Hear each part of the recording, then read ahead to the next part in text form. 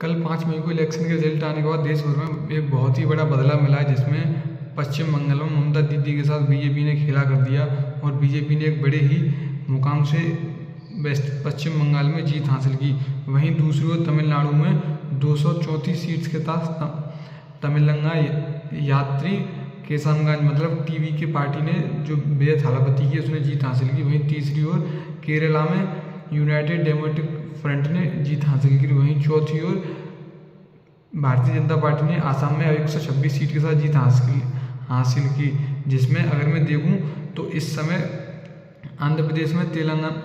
TDP party, Arunachal Pradesh में BJP, Assam में BJP, Bihar में बीजेपी, छत्तीसगढ़ में बीजेपी, गोवा में बीजेपी, गुजरात में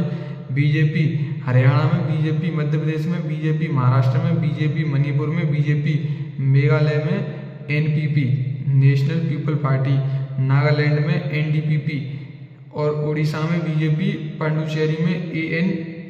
एआईएनआरसी, राजस्थान में बीजेपी, सिक्किम में एसकेएम, त्रिपुरा में बीजेपी, उत्तर प्रदेश में बीजेपी, उत्तराखंड में बीजेपी। इसी के साथ अगर यूनियन टेरिटरीज को देखें तो हिमाचल प्रदेश में आईएनसी, जम्मू कश्मीर में जेकेएनसी, झारखंड में जेएमएम, कर्नाटका में आईएनसी, केरला में जेपीआईएम और तमिलनाडु में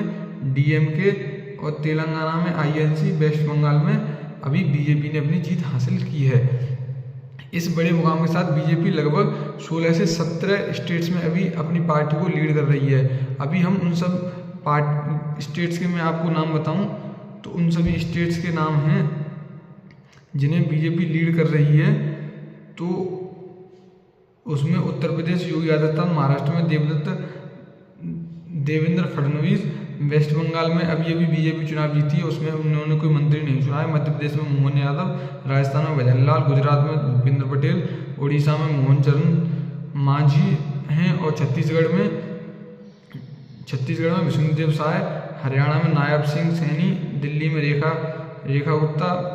आसाम में हिमंता विश्वा शर्मा, उत्तराखंड में पुष्कर सिंह धामी, त्रिपुरा में मानिक साहा और